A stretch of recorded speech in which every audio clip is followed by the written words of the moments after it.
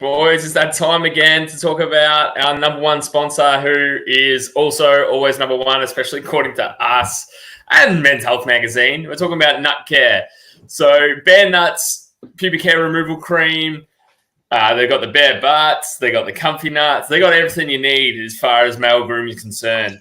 And as proud supporters of Any Given Sunday, Nut Care is always offering 10% off your first purchase. Just simply chuck in the code Any Given Sunday at checkout, and the discount will be applied.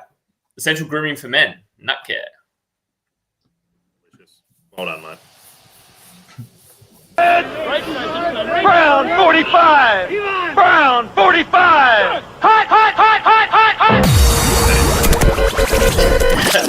hot! You are listening to Any Given Sunday Australia. Yes. Hello and welcome to the Any Given Sunday Australia podcast, the number one podcast in, let's start reeling off some places. 2 studios, 3 households, NFL Australia, Gridiron Australia, up in Shepparton. A shout out to a few of the boys up in Shepparton. They love us up there now. It's awesome.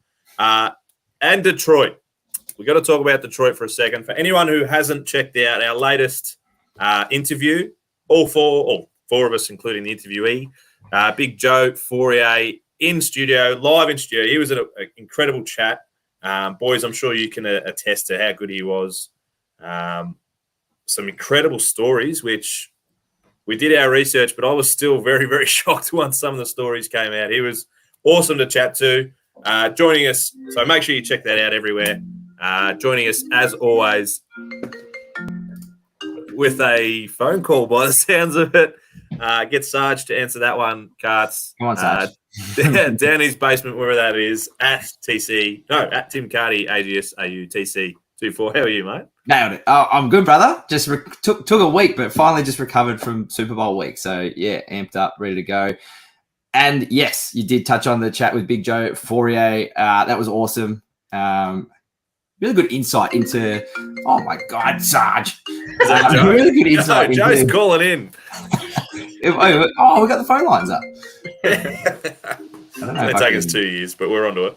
Anyway, that's a good bit of fun. But yeah, really good insight into life after football and like the path he's taken, the journey he's on, all that sort of stuff. So yeah, if you get a chance, jump on the YouTube and check it out. Give it a listen.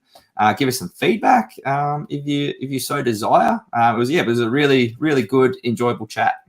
Yeah, definitely do yourself a favour and get on there. Joining us also is our going into year 2. Well, he's had 2 Super Bowls now. He's a veteran of the game. At Danny Webb, AGSAU. How are you, mate?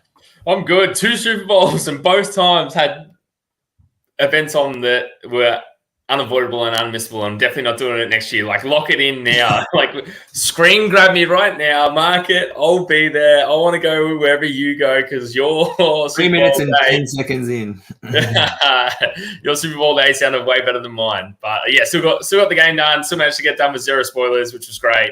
Actually ended up having quite a good evening. Had another couple come over to our place. We cooked up some pizzas and did some American food, had American beers. Still had a good day for it. It just wasn't the event that you had, TMac. Oh, I had a pretty quiet one too, mate. Went 0 dark 30 like you did and just slept through most of the day. But I did. Yeah, I say it took me a week to recover. I actually had a nice, quiet, relaxing one at home as well, Danny boy. I got to enjoy the game by myself, kid free. So that was nice, but. T-Mac, I suspect it's probably actually taken you genuinely a week to recover. Yeah, there's a few more extra wrinkles under the eyes. Nah, you look great. You still look all right. But... Yeah. Especially with that fly hat on. Yes, it is. And this was straight out of off the boat in the harbour with NFL Australia. Shout out to NFL Australia. It was an incredible event. I can nearly guarantee that it's happening again next year because from what we did and what we enjoyed, it was an incredible day. We did manage to hang around with a few. I took Max. Those who are long-time listeners know Maxie, our golf expert. Our way back early. Yes. Cincinnati Bagels golf expert. He loved it. We had a great time. We got to hang out with some people that were some pretty big social media people or influencers, I guess. Yeah. So we were hanging out with Mitch Robertson, former Brisbane Lions player, which that was huge, and I definitely you're a big Brisbane nuffy yourself. Oh, I took him out the back at one point. I was like, mate, I can't lie. I'm a big Brisbane fan. And he was great. He was actually an absolute gem and spoke to me about it for a bit. And he's picked Brisbane Carlton in the AFL Grand Final. So, yeah, just a little one to touch on there. The Shepmates, which Maxie found out pretty quickly, they're not from Shepparton. That's their last name. I love it. So they get that all the time. But they were awesome as well. So really, really enjoyable trip. And I did speak to Jamie from NFL Australia, and I figured, we've gone from promoting NFL Australia, which we'll continue to do and grow the game, to we've made it to the party, the official NFL Australia party, which I will mention, any given Sunday Australia, all of our merchandise, as seen on ESPN and live in the stadium, because they did a cross to Australia, and I did get my big melon right in the middle of it. And the green, I wore the green, which the Packers green, which I got a message from my partner, and she said, "You look like a dickhead." But it stood out right in the middle of everyone wearing black and white. I can tell you that much. Yes, it did. That's very smart marketing for you. Marketing. Yeah, but I was talking to Jamie. She's awesome, and I said pretty much the next level is New Orleans next year. I'm pretty sure we're going to go. So, Danny, make sure you're free. I'll be free, trust me. And if NFL Australia can hook us up like they hooked you up to go to New Orleans, oh, baby, we're there. I'll make sure I can swing a few things in the calendar if that's going to be the case. Yeah, we might have to have an annual leave plugged in for that one. But yeah, no, it was a great day, and yeah, I don't know what's much more to say. Massive thanks, maybe. Shout out to NFL Australia. Jamie was huge, and she was.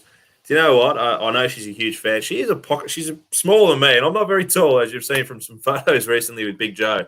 She's an absolute pocket rocket, and she did an incredible job. So shout out to them guys, and yeah, I can't see you boys missing it next year.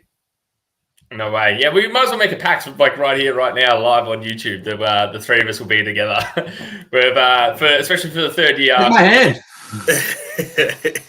I do think you're gonna have to fight because Maxie said he's coming back. When Maxie starts doing weekly episodes or bi-weekly episodes during the season, then he can come. Yeah, you gotta earn your stripes. He Stephen Bradbury into this one. He's gonna have to earn his stripes next year, I think. Nah, fair enough.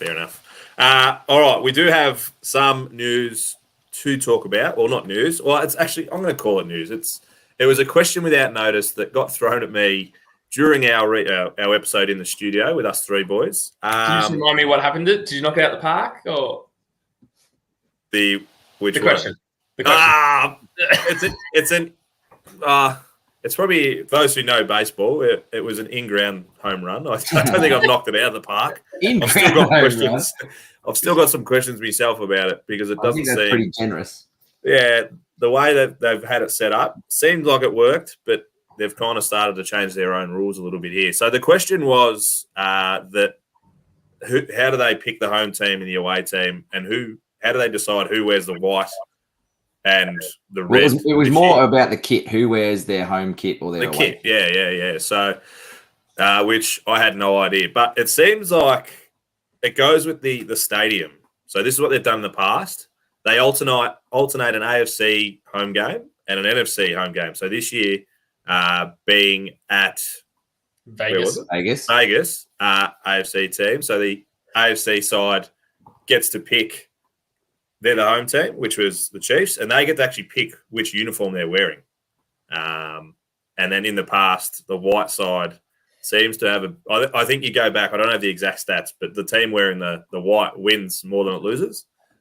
So there's a little bit of superstition about that. But I then looked into the future, and the next 4, I think, are all NFCs home games. So I reckon they're just going to alternate home versus away, but because we've got New Orleans next, NFC. Then we've got San Fran, NFC. Then we've got it's back to LA, which is both NFC and AFC. So their rules are a little bit shit there, but I've just seen a little something that AFC representatives are the home team in even-numbered Super Bowls, and the NFC are the home team in the odd-numbered Super Bowl. Yeah. So they're just going to... And they did try and collate the stadiums, but not every stadium. They won't always be able to do that, will they? Like, there's going to be teams. Green Bay's never going to have a Super Bowl because it's freezing cold and out in the open. Like, it's never going to go there. It's the teams that get the newer stadiums, i.e. Vegas, i.e. LA. New Orleans isn't new, but they did have a little bit of an upgrade, but it's an incredible stadium. They're the teams that are going to get the Super Bowls every year. So, yeah, just like I said, in-ground home run, but I didn't knock it out of the park. There's still some questions about it. No, we took it on notice, so you've done well to actually remember to come back. You do forget a lot of stuff. Yeah, there's a lot of stuff I haven't actually done or come back to, and that was one that I did, so I'm pretty happy with it. But that does lead straight into the game because the team in the white was the team that got the job done. So just add that, another little stat in the column. Was it the team in the... No, they were white, weren't they? Kansas were in the white. No. You sure? What game were you watching? Same game. I reckon they were in the white.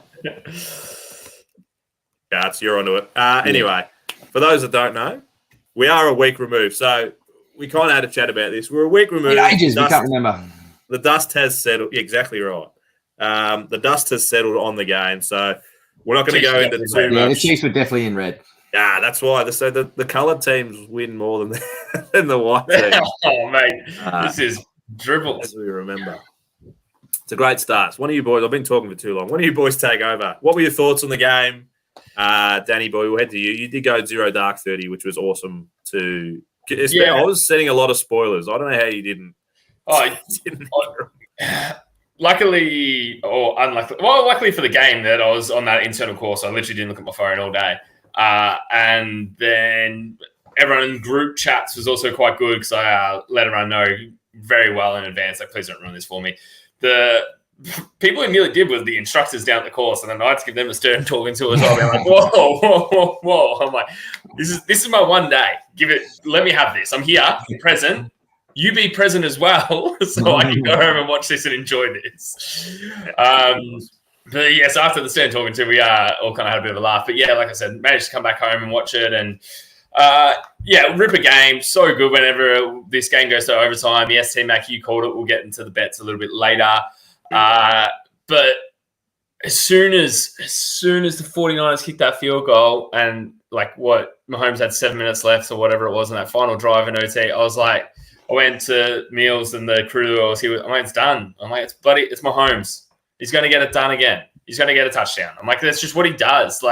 And it's so good to be, talking about this sport and being so involved in it during this era, because we're going to look back at it and it's going to be like, it's going to be the GOAT talk always. It's going to be like Mahomes, Brady, and all the great quarterbacks from the past as well. But he's up there now, and they've definitely set in stone that. And they're already talking three-peat. Which is crazy. And not just them, the whole NFL world. So it's getting to the point now. How do you bet against him? So are the Chiefs going to be the first ever team to go and three-peat? Because all they were saying this year was meant to be their down year. This year was meant to be the down year, and they bloody won. Well, the season was down. They were shit during the year. It's just because they had so many young receivers and stuff. They had to really kind of build them up as they went along. And then, Kelsey had that massive dip coming towards the end of the season, which he carried on for the first half of this game, but then picked back up to his normal self. To me, it was really heartbreaking to see the 49ers go down. Obviously, I tipped them, just real hopeful. And Brock, you see him on the sideline, it's only his second full season. He was sitting there in tears. And it's going to be hard for the 49ers realistically now to come back because where all their money is going to be tied up. Brock's essentially the only one on that cheap contract, which he's still in his rookie contract for one more year. I think he can extend after the end of next season. Can't have discussions before then, though, because it's part of his deal being drafted in the last round. So, there's just, to me, it was heartbreaking for the 49ers to see that tip point after touchdown, the tip PAT cost them a little bit there, and huge by the end of the game. It was massive. Yeah, and if they had got a touchdown on that overtime drive instead of a field goal, maybe we're talking about this differently. But unfortunately, it's just Mahomes doing Mahomes things, and bloody hell, that trick play, man, it got me. I was like, whoa, where's he throwing the ball to? But he obviously got the ball to Hardman and got the job done. Timothy.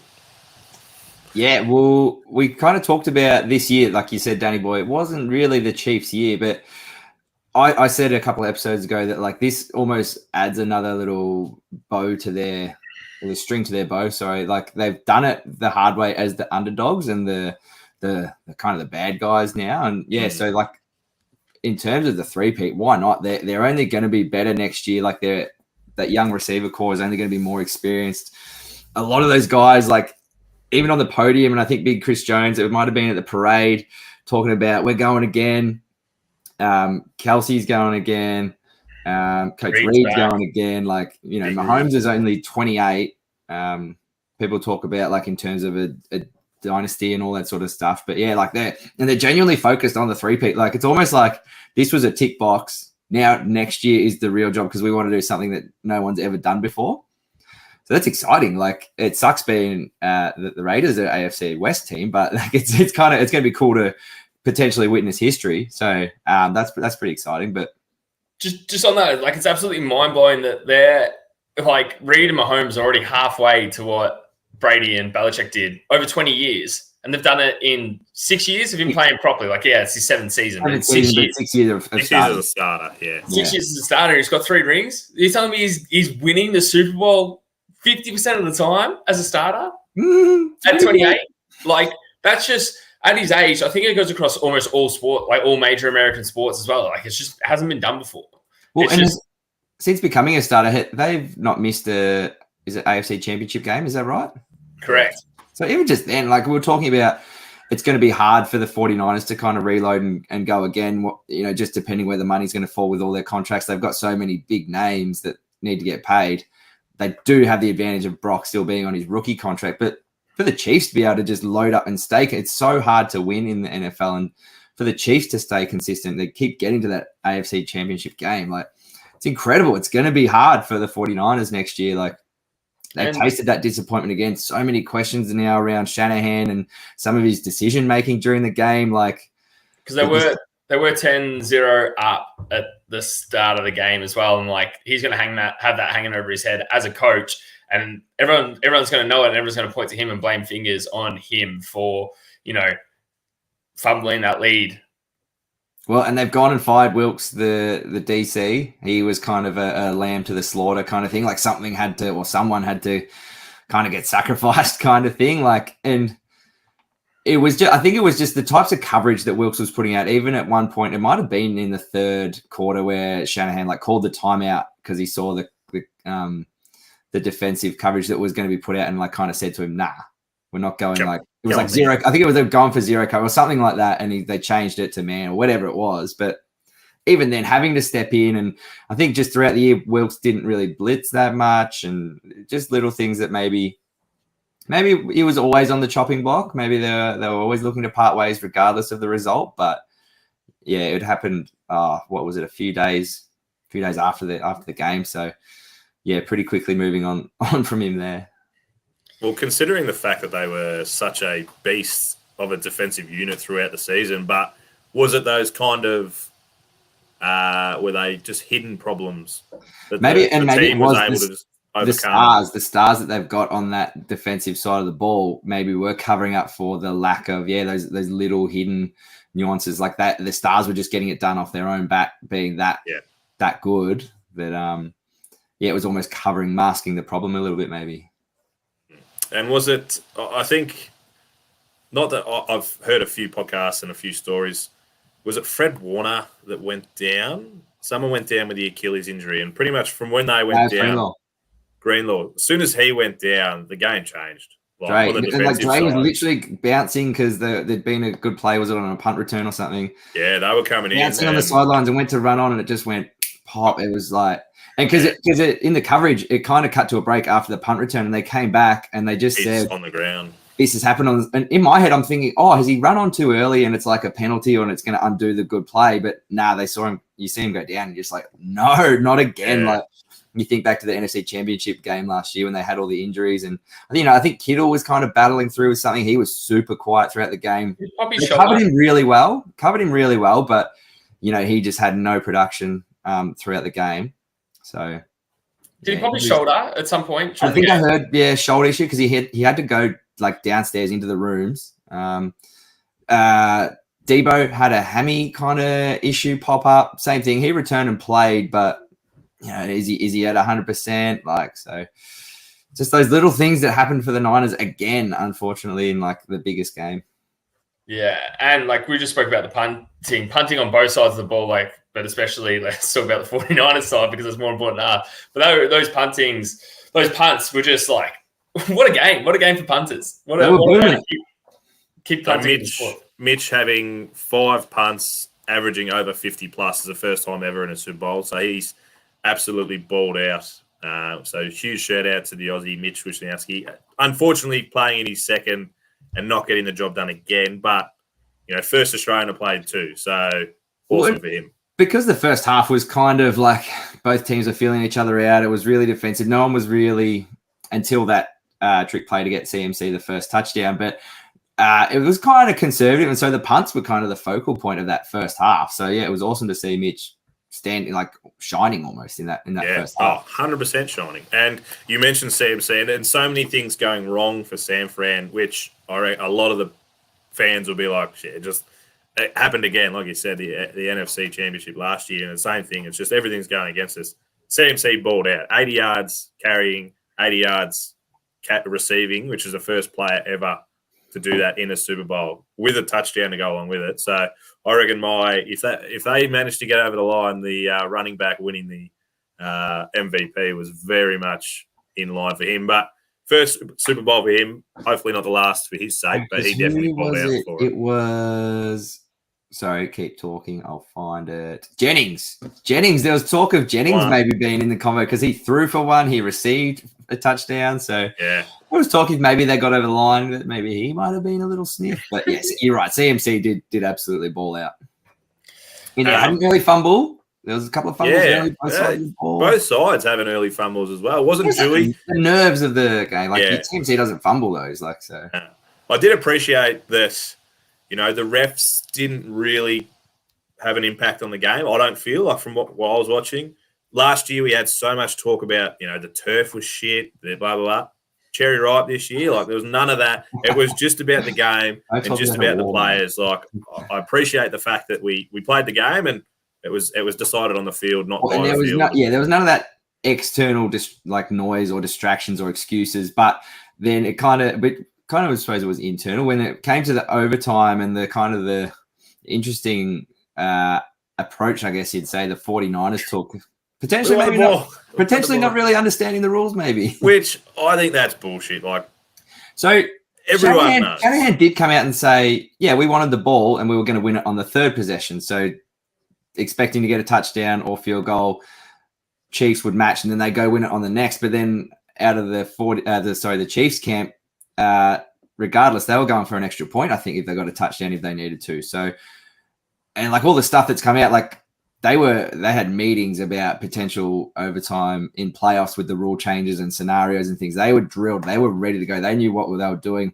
There's clips even coming out. Mahomes runs back to the sideline and goes, they want the ball. And then Kelsey's like, hey, they want the ball. Let them have it. Like, always like, you idiots. Like, yeah, like, fuck, you take it. We're gonna score and we're gonna go 2 points and we're gonna beat you that way. Such an advantage because it's taken away the I suppose the luck of winning the coin toss of who's going to have the ball first. So an advantage to go second because you know what you need to do.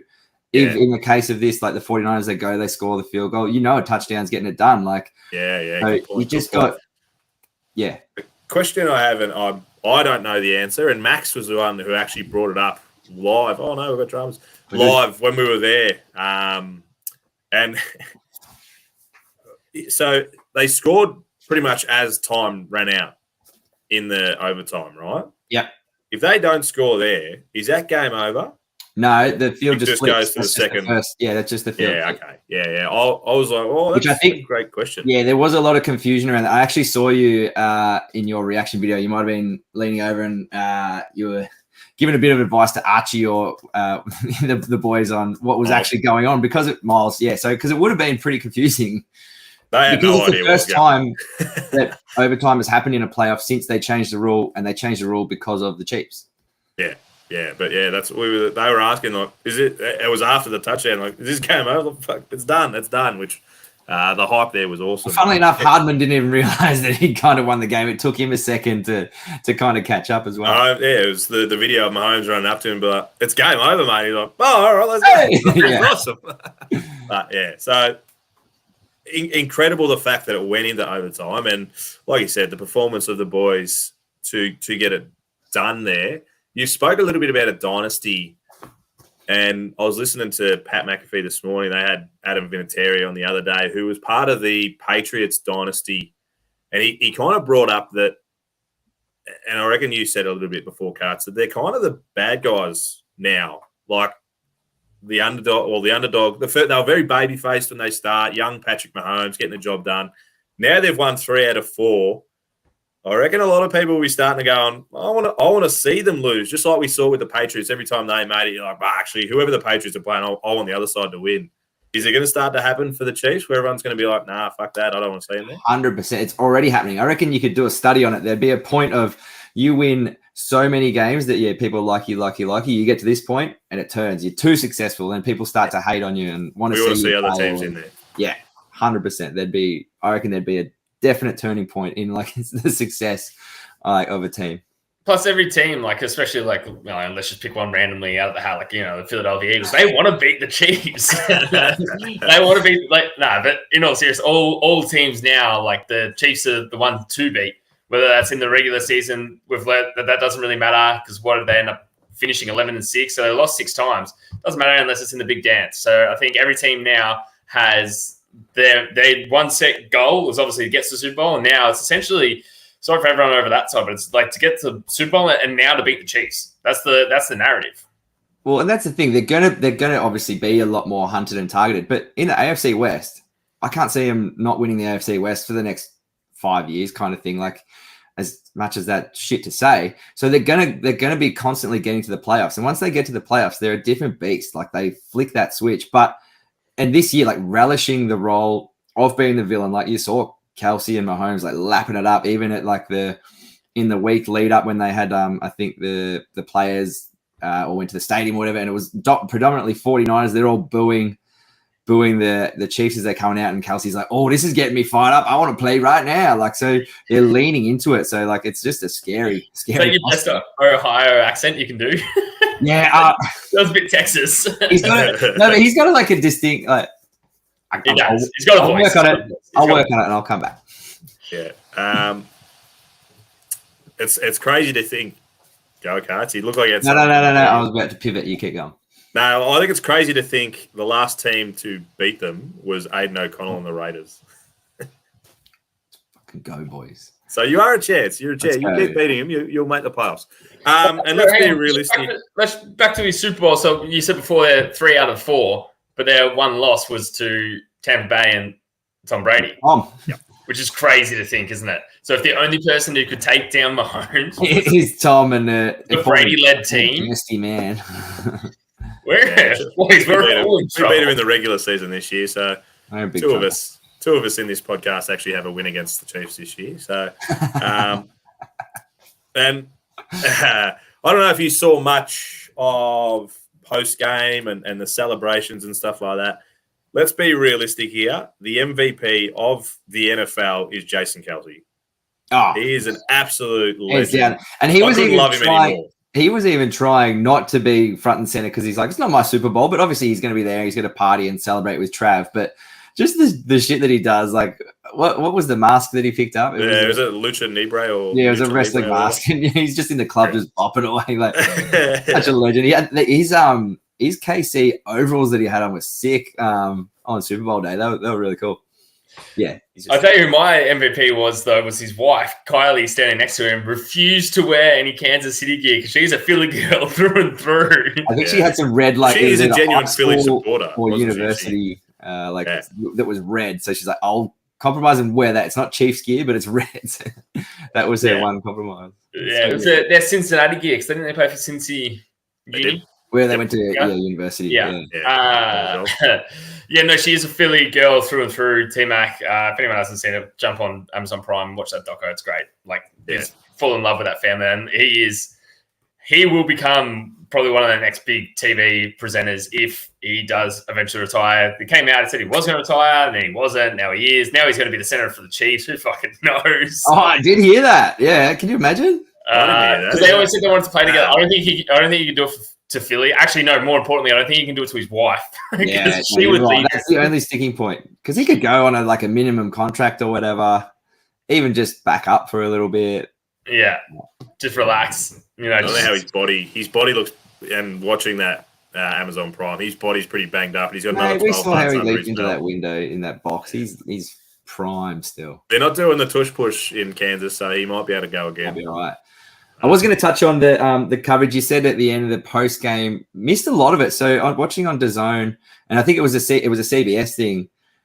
A lot of the post game stuff. They went to like one of their new TV shows that they were spruiking. So missed a lot of the post game interviews and things like that. Had to catch up on X and all that sort of stuff. So missed a bit of that. And then strangely, they didn't present Mahomes with the MVP trophy on the podium either. I don't know if you guys noticed that. No. Yeah. ESPN was the same. They just, as soon as it finishes, they go straight to. Yeah, it was strange. And obviously, they want to be better at that. They want to capitalize on this big audience and try and get them across there. And I get it, but it's just a bit tricky to find a lot of the post game stuff once it was all said and done. But the DAZN coverage was great. I did hear a lot of people that were watching and say through KO or something, getting the international feed with the different commentators and stuff like that, and then you weren't getting the Super Bowl ads and that sort of thing. So definitely worthwhile grabbing DAZN and watching the coverage through that way. Did you guys get to see any of the Super Bowl ads? No, I heard they were a bit smelly, but we were ESPN on the boat, so we got nothing but that. We did see Usher. That was Usher was good. Danny Boy, did you see any ads? I fast forwarded them all because I was watching. That's he's on time restriction. You're right. They're a bit lackluster. There was maybe a couple of good ones. The Ben Affleck and Matt Damon one, the Dunkin' Donuts, I think it was preting the I did see a big Dunkin' Donuts suit or something, wasn't it? Yeah, like it was pretty funny. And Tom Brady was in there slinging the ball around. But yeah, other than that, not too many standouts. So it's different. Didn't miss a heat fast forwarding through them there, I don't think. No, I do remember back in the day, they were full stories and it was a big deal where I reckon they've kind of dropped off a little bit lately. So another one thing the States have got to pick up their game. Before we finish off, we do have to mention we had a win each in our punting. I did pick and I had the entire boat almost. We were going for overtime. The boat that rocked. We had overtime and they kept saying, nah, they're going to get it. No. Let's get it to 5 yards and then let's kick the field goal. Let's go for overtime. I was absolutely stoked and I was speaking to everyone. Listen to the podcast. I picked this. I picked this. So overtime was my one. Danny Boy, you picked. I picked purple because the Super Bowl logo was red and purple. And I was like, the only Gatorade color they're going to pour over the coach is got to be purple because both teams technically are red. That got up, which is, I got the logo there. You can see it. That was purple. Good analysis. And actually, purple hat. So it was always going to be purple. Yeah, mate, it's scripted. Everyone knows this. The NFL's scripted. And Karts, you had the pretty stock standard Mahomes, Chiefs, W. Pretty stock standard, but none of you guys had it. So Good point. So I think that's been our most successful year on the punt for Super Bowl. Well, the betting bonanza that is the Super Bowl. Yeah, I think so. Well done, boys. That was good. I reckon we've talked enough dribble about this. We've got combine and things coming up. So definitely. I just want to say one more thing with the 49ers. Brandon Ayuk's going to be a free agent. Watch that man get paid. Yeah. And I would be shocked if he goes back to the 49ers. He did. He put out a post saying, I'm just going to see what happens. Like, he didn't say, I'm not coming back, but it was very cryptic about, I'm probably not coming back. But that's just smart negotiating. It's not saying I'm all in with the 49ers and then give them the leverage. It's keeping the ball in his court. The boy's going to get paid regardless of if he's at the 49ers or goes elsewhere. So smart by him. Yeah, there is a lot of advice going on in his ears. Yeah, and that kind of leads into we're going into the combine, the draft, and there's some big names floating around. Ayuk being one of them. They're not going to be able to afford him for much longer anyway. They can't give him the big contract because they've got 2 years left of Purdy's cheap contract, or one and a half years. Yeah. So they're going to have to either pay him or find somebody else. Like they can't give these long-term contracts anymore. They've paid out Bosa, they've paid out Debo. So AU could definitely be squeezed out, and that could be the start of the downfall of the San Fran 49ers. It's going to happen inevitably. As soon as that Purdy contract comes up, because we know he's going to get paid. Yeah. If not there, he's got to get paid. He's getting paid somewhere. Like you take him to NFC Championship, into a Super Bowl, No, they're sticking with him. He's their franchise QB. Yeah, up and to the left means that he's winning a Super Bowl next year. Awesome. Do you want to touch on quickly what off season is going to look like for us, AGS? Yeah, so we've got a lot. We've said it before. The pipeline's growing. It's quite big. We've always got lots to go. We have a lot. We're going to probably but we're looking at a lot more interviews being the case. Transition to our interview phase, especially, but then we're going to have, so the draft's in April. So that's only 5-6 weeks away. We'll do big things for that. It's probably post-draft that we're really going to knuckle down, get a lot of interviews out of the way. I can confirm a couple. We've got, the biggest one, I think, Pro Kick. We're getting Chappie on finally. He's going to come on. He was at the Super Bowl. He was live. He was boots on the ground. So he's going to be big to talk to. Charlie Pickering keeps pestering me. He wants to come back every week. So we're going to have him back on more chats. We got a lot of Pro Kick punters coming on. Our man Loz is jumping back on. He's coming back on. He was boots on the ground as well. So he had another insight. I saw a couple of his videos of Radio Row and just how crazy it is there. So we do have a lot of content coming. But yeah, it is. We found last year it is tough during the off season to talk about a lot of things.